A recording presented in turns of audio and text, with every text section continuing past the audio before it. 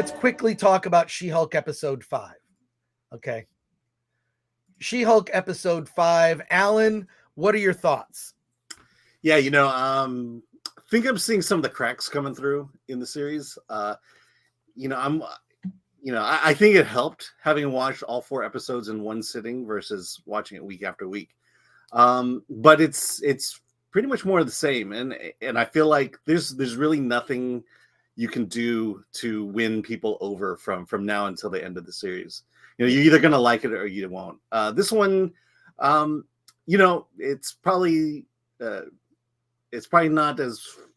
I'll just say I didn't like it as much as last week's episode. I think to me the feeling I got watching this was it's a pretty good sitcom, but it has a lot more potential to have been a great sitcom. And if they had some real joke writers and comedy writers, that this show should be much better than it is. And I'm still gonna watch it, but I'm not as rah-rah for it as I was early on. Well, look, if you don't like it now, you're not going to like it. Yeah. I thought this was the weakest of all the episodes. I think part of the advantage of binging, Alan and I got to binge all the first 4 episodes. Some can be weaker than others. And I think I think binging works for certain shows, meaning if the show is one whole story, drop all the episodes at once. If the story is more serialized, long-form storytelling, like a House of the Dragon, where each episode is a complete story with longer arcs that will pay off in later episodes, that works for that, releasing it, one episode a week. I think She-Hulk probably just should have been dropped all at once. And that way you could have binged it in the entire season in a few hours. And then also the weaker episodes would not have stood out. So yeah. I will say that this is the least superhero of the series. She's dealing with copyright infringement, and then she's dealing with her suit. That's about as superhero as this episode gets. And it's like, well, I think that's a mistake. I think it's got to be a superhero show.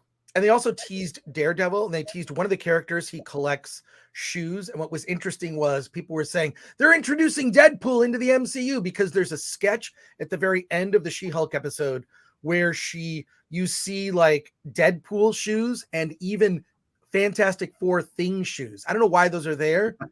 The Fantastic Four has not been officially introduced into the Marvel Cinematic Universe. There are Thing shoes. I noticed the Thing immediately. Someone else pointed out, oh, there's Deadpool shoes.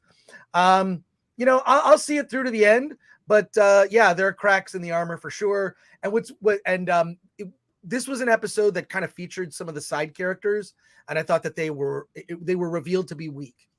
So yeah, now this is definitely spotlighting those supporting characters, right? And right. And I don't think they have a firm grasp on those characters in terms of what they are, who they are. You had that guy who was just kind of supposed to be the straight-laced guy, but who was into superhero collectibles and knockoff clothing. And it was just like, okay, you hadn't really built that into that character until now. Yeah. Of the Avengers and the Avengers.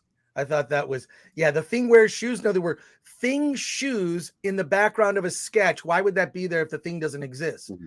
One of the characters talks about like collecting shoes.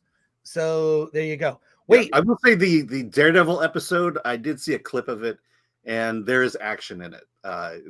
There's kind of they have to kind of storm a building full of henchmen. Yeah, we're gonna go through these chats quick because we really don't have a lot of time. Yeah. But Schalk Engelbrecht says, wait, doesn't Sony or other company own the rights to the Fantastic? No, the Fantastic Four used to be owned by Fox. Disney bought Fox, hence Disney owned the Fantastic Four movie rights. Andrew Odette, as a law student who's worked in many law offices, this show fails as a legal show. As a fan of comedy, it fails as a sitcom. As a Marvel fan, this fails as a Marvel product. Really hard to argue with you on that. Ray B, she only broke the fourth wall once in reference to her suit, and it felt so weird. Just when you think there are no franchises left to destroy, says Infinite May. CD Stein 69, who's a member, thank you. This episode seemed like a filler bridge to get to the Daredevil episodes. Better comedy writers would have made this series far better than it is. Absolutely. There's also Cyclops and Storm shoes as well. Interesting. Charles W. Jensen, the second for 10. If Rings of Power doesn't use Tolkien at all, just original world, characters, and story, would it be worth watching? No. If those characters were original, I still don't think it's a very good show. Did you notice that someone called her Shrek in the episode? Oh, God. Yeah. John Manneling, off the subject, but are you guys attending LA Comic-Con in December? Yes, we will have a booth there. We may be doing a screening of Attack of the Dock, and we'll also be doing panels. So there you go. Episode needed some dat green twerking, am I right? Mm-hmm. Charles W. Jansen, the second copyright infringement is super level legal stuff in it. BMO better. Seinfeld was a show about nothing. In She-Hulk, nothing actually happens. Someone in the chat. She-Hulk is officially the worst TV show I've ever watched. This belongs in the CW.